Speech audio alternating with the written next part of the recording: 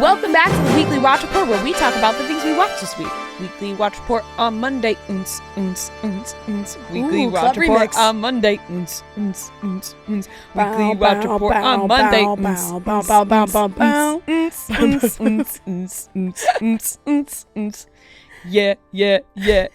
Pow, pow, pow, pow. Okay, Weekly Watch Report on Monday. That's where my head's at. Yep. Bravo shows. That's really all I watch. I'm not gonna lie. I need to catch up on Baby Reindeer. Have to finish that. That'll be tonight or tomorrow. I watched not all of it, but I watched 1 to 4. So you watched 4? Yes. I didn't watch 4 yet, so don't talk about it. I think. I only watched 1, 2, 3. I have to watch 4 is the like rest. the episode that everyone's like, that's when it takes a turn. But Shit, did I watch 4? You would know, I think, the way that people are talking about episode number 4. I know, but it's making me think that I'm missing something. Like, why I didn't think it was like.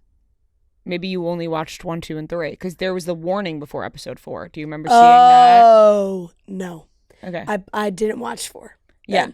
Because I started 4 and I saw the warning, and I was like, I need to take a break from this show for a second. That is exactly what happened to me a week ago, and I have still been taking a break, but I'm going to watch this week. Bravo shows, Summer House. My goodness gracious, gee golly. Best show on Bravo right now. Yeah, it is. That's facts. It is. Danielle Sucks. That was a tough episode for Danielle. It really Every was. episode's a tough. When are we going to be honest? When has she shown that it hasn't been a tough episode? Right. Sorry. I've just been keeping these thoughts in for way too long. It was just like, I don't know. Gabby's so sweet. I know she's not really a big player on this show, I feel like. And that was just it was mean.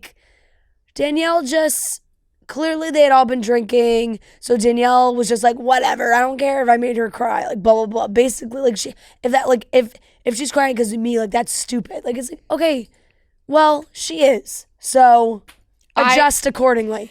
Listen, if you have to utter the words as a CEO founder, or as a founder CEO, shut the fuck up right there. Shut your fucking mouth. I mean, Paige said it best. Paige was like, she's not your employee. Right, and also Paige was like, of what? Yeah. Paige was the best Paige, in this episode. Paige crushed it. In all aspects. The way that she handled the Gabby situation, she was so correct in the way telling Danielle, okay, maybe you don't feel like this, but she does. So clearly this is affecting her. And for Danielle to be well, that's stupid. There's actually nothing more I hate than when people do that. Yeah. When someone is feeling a certain way, if you're upset, say you get upset about something and somebody says to you, that's stupid, okay, well, that's just how I feel. It's okay. You're okay to be upset by something, I don't know. I could really go on a rant about that. It's the way that she was acting was ridiculous. You clearly upset her. Yeah. So Paige was so right about that. And then when Paige was talking to Amanda, everything she was saying to her was so sweet because Sierra was honest. It was mean, but it was honest. It was her saying, I don't feel like you have an identity. But the way that Paige articulated that point, being I wish you saw yourself the way I see you, you're so creative, really hyping her up, I thought was incredibly nice, and what you should do when you are feeling like maybe your friend isn't living at her fullest potential, but you don't know how to handle that. You don't know what to say. You don't want to upset them. They're living their life. But hey, let me encourage you and compliment you so you feel empowered to go do your thing, right? It's not putting her down. It's more trying to empower her, which I thought was nice. So Paige was just a 10 out of 10 this episode. She was. She's been a 10 out of 10 all season long. I feel like she is the only one that has sometimes the only one that has her head on straight, which is so refreshing to see because I just feel like she's a real person. So that was a nice episode. But I mean, and Amanda, Amanda is so cool. She really is. Her, I know she was talking about how when she was younger, she wanted to work in fashion and these ideas that she had. I really do hope she does it because she has such a cool style. She's very, such a unique vibe that really is just her. and whether if it's like swimsuits or whatever it is she wants to do, like she would really crush it. Because if you look at everything she's done for Loverboy, like Loverboy's identity comes from Amanda. Right. So she's just effortlessly cool. I love her style. Yep. And I really do think that she can totally make a name for herself, whether that be with, she said bathing swimsuits, whatever, anything where she takes on the creative role besides Loverboy, like have her own brand. I think she should totally do that. And I really hope she does, because I think she would crush it. And I think so many people would support her. And I think it would take a life of its own outside of Bravo Universe and Summer House. Like, I feel like I could see that inside of her. Totally. And of course, her friends see it, which means it's really true. Carl and Lindsay, what a fucking catastrophe. Listen, at the beginning of the season, I said this last week, at the beginning of the season, I was like, this is going to be all Lindsay. I see what Lindsay's talking about when it comes to Carl. He is manipulative. Totally. And I really don't like what I'm seeing from him either. Like, there are things that I said that I don't like seeing from Lindsay. Yeah. But there are things that I really, really don't like to see from Carl. And when he said about the making the money, the influencer thing, like, well, I make less money because, I'm not a woman. Like, okay, can you have some awareness for like 1 second? Like, yes, being an influencer, being, in that space as a girl, it comes with the makeup brands and all that. But like, just out of his mouth saying that, I was like, are you seriously using this excuse right now? Like, because I don't make as much money because I'm not a woman, like in the brand. Like, just shut up. Like it's God, I'm not a fan. And him being like, not skinny but not fat, posted this on her story where she was like, him saying that his mom is his best friend. Like, you of course want them to be close with their moms, right? Like, that is really special.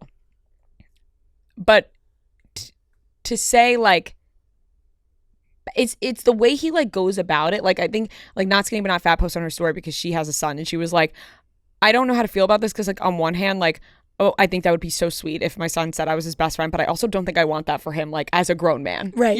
Like, right. Like, it's when he's 7 years old, it's cute, not when he's like almost 40, right? It's like, it's a hard thing to explain, because having a great relationship with your mom is a beautiful thing. Yeah. But the way that Carl is like, she's my best friend, like, I'm going to put that, like, I don't know. It's hard. And that's not the weirdest part of Carl. That was just like stood out to me a little bit. It's just, I didn't like his communication skills are awful. He's also, I think, very strategic. Like, I think they both are, is the thing. Mm-hmm. Like, I think Lindsay and Carl are both very strategic in their own ways for themselves. And Carl having that conversation with his parents and, like, dropping certain details without Lindsay there, I thought was really strategic too. Because it was like, okay, what are you doing? Are you like trying to lay the groundwork here on camera so that it's all like you have the tapes and everything? Like, him saying, oh, we got into a big fight on Memorial Day weekend. I left and went home. Like, those are all things that we did not know. And he's like telling us like in this way. And obviously he was working through like what he wanted to do at that time, and he's getting advice from obviously people he trusts, but I just feel like he was kind of, and we saw whatever in the preview, he does say to Lindsay like, oh, I talked to them, he said he, the way we are right now, like, he wouldn't marry it, like, so I guess he is going to tell her that eventually, but it just feels like he's moving a little shady. I totally agree. They're clearly not compatible in any sense of the word. Yeah, I mean, that's all we learned. Every episode proves it more and more. Every episode proves it more and more. We see them talk. We see them talk about what, like, their future holds and what they want to do, and they're getting in arguments, and they seem like it's okay.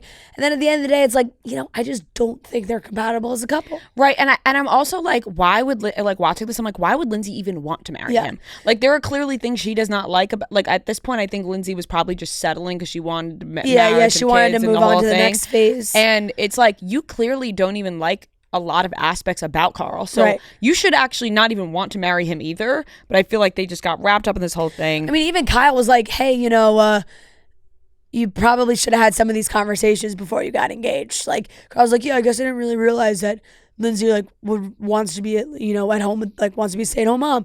And she's like, okay, well, that probably should have come up at some time. Right. I mean, I'm just like, how do these people not talk about these things? Even Kyle and Amanda, though. Like, I'm like, does Kyle even have a place to fucking talk? Because his wife wants to move to the suburbs and have a like, did you guys talk about that? Yeah. Like, there are so many. I think they definitely did. He just ignores it. Right. And I'm like, there are so many aspects where I'm like, how are these people not on the same page? Yeah. Like, as couple, like, why did you get married if you're not on the same page? Like, it's and maybe they changed their mind. I don't know. Right. It's bizarre. Maybe they think that's what they want, and then they changes. Yeah. I don't know. And I'm sure that does happen, but a lot of these couples, I'm like, what the fuck is happening? Like, you guys seem like strangers. Like, do you even speak? Yep. But Summer House gets an A because it's the best show on Bravo right now. It's like top to bottom, fantastic. Can't get enough. Excited for Real Housewives of New Jersey comes back. Yeah.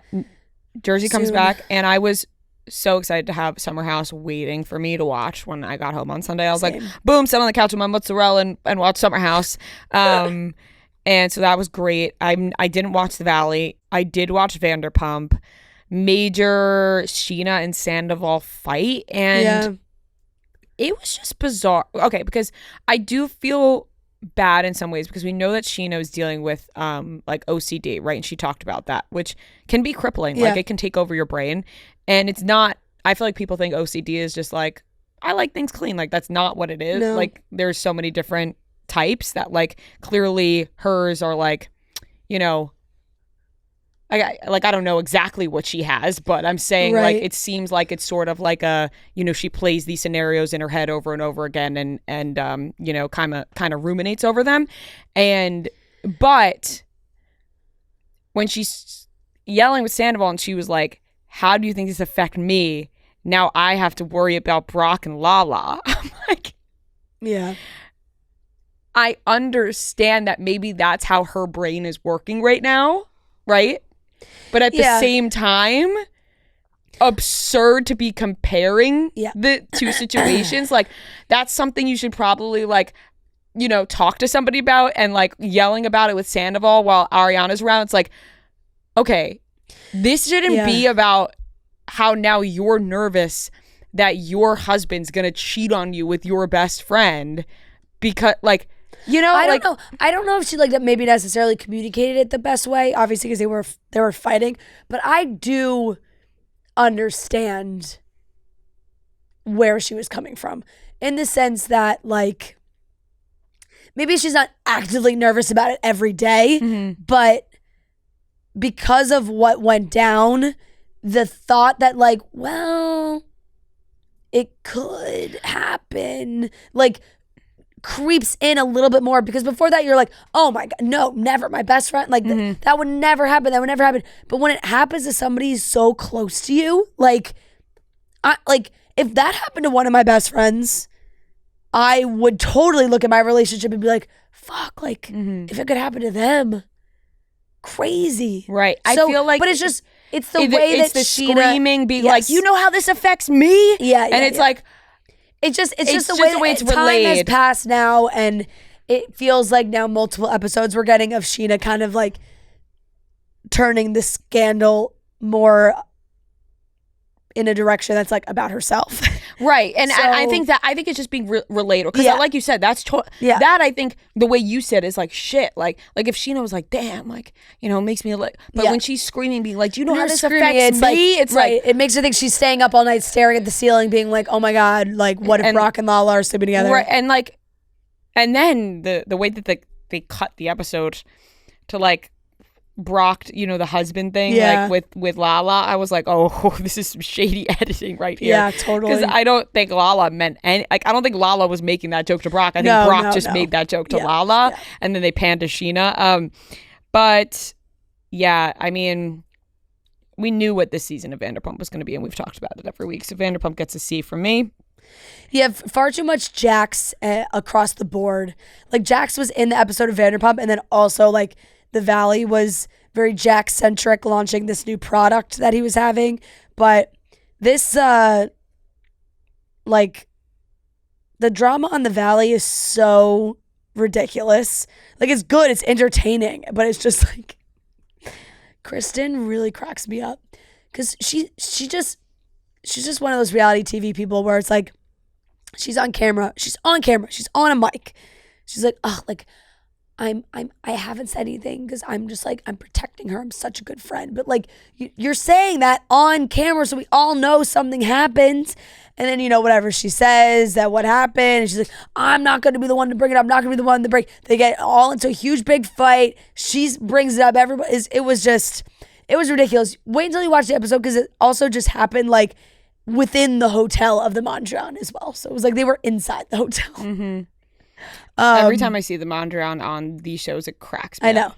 but Jesse got a little pushy, so it was like this is the episode. I totally watched. Yeah, it's the episode where Krista was. If I was like, it ended with a to be continued. She's like, I would have just stayed on Vanderpump Rules. I totally watched this, Yeah. but I was in and out of like Yeah. I forgot what I was doing. I must have been like cleaning the kitchen or something because now I'm having flashbacks Yeah. of being like, wait, I saw when they were like shouting at the end of the episode. Yeah, they were all out in the hallway. Yes. and Michelle's like, don't talk to my husband right. like that. And like they're all. Kristen insinuated that Kristen said she had a Michelle boyfriend. did something. Like was like going behind it. Kristen said it in her interview. Yeah. But didn't say it like in the moment. Didn't say she's well, I know something about like your wife or whatever. Yeah. And he was like, don't act like you know something about my wife. Yes. Okay. Yeah, that does Jesse come was back like, to me. don't fucking say, like, mind your own fucking business if you're about to put my wife on blast of something that like I don't know, like skeletons from her past that I don't know. Like, it was crazy. Crazy. Yeah, just it's the perfect lineup these days. Of Bravo shows. Vanderpump gets a C for me. The Valley will get a B minus, and Summer House is a A. I'll give this one an A. It was a good episode. Yeah, that's all I watched, and that's I think all you watched too. That's basically all I watched as well. I did watch the first, like I just said, the first 3 episodes of Baby Reindeer. I did not watch 4, but it's very good, very captivating, crazy. The acting is top notch. I did see an article last night that he, Richard is his name in real life, I believe. Richard Gadd, Yeah. That he was like saying publicly to fans to like stop because like fans were trying to like dig up who like the people were all in like real life and everything. And he was like, please don't do that, which super fair. Yeah, I think that's because I have seen people trying to dig it up, which is not good. Yeah. And only causes more attention Wow. to it. I'll give episode 1 to 3. I'll give it a A minus. I mean, it was really, really good. Yeah, it is really crazy. Good. All right, Noah, what'd you watch? I watched the finale of Shogun. Yeah, I have not watched yet. So you saw 9 though, right? No, 9 and 10 I you're 2 haven't watched. behind. Look, last week I had other things going on. Yeah. Amazing. Yeah, I don't want to give anything away, but like, Wow, we should have kept Gia in here. Gia asked she me if watch I it?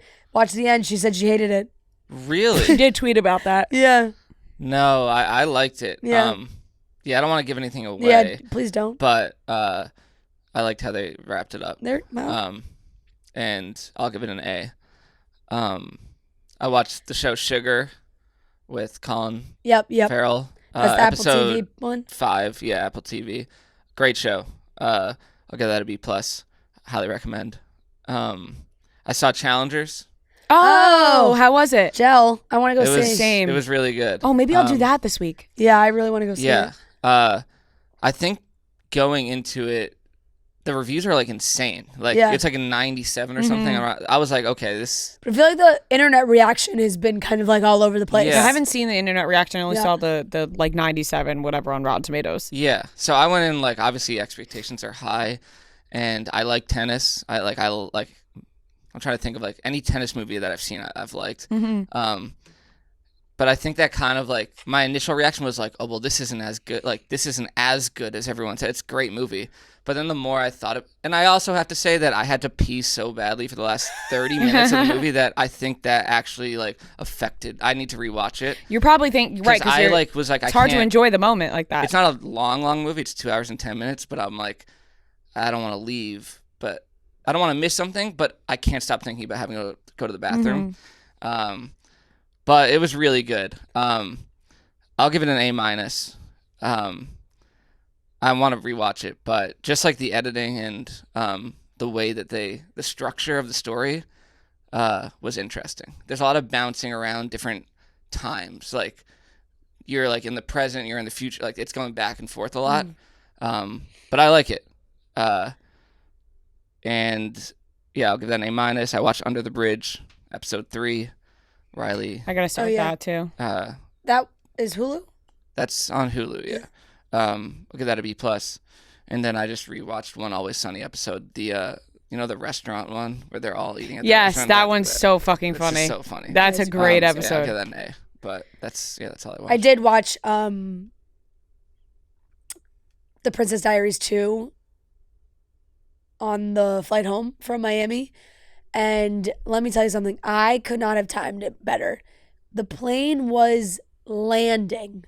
Like, the wheels touched the tarmac as they were saying, putting the crown on her head. Oh, that's beautiful. The Queen of Genovia. And then the movie ended, and God. I was like, wow, that was amazing. What a beautiful moment. That was Chris Pine's really, because everyone's talking about Chris Pine's whole look right now. Yeah. I mean, it's been a long. Thoughts on his Princess look? Diaries 2 has been a long time. Like that came out a long time ago. That was a peak of Chris Pine. But God, he looked good in that movie. Yeah, that was lovely. I really timed that up. Well. That is beautiful. Yeah, it was nice. All right, that's everything we watched this week.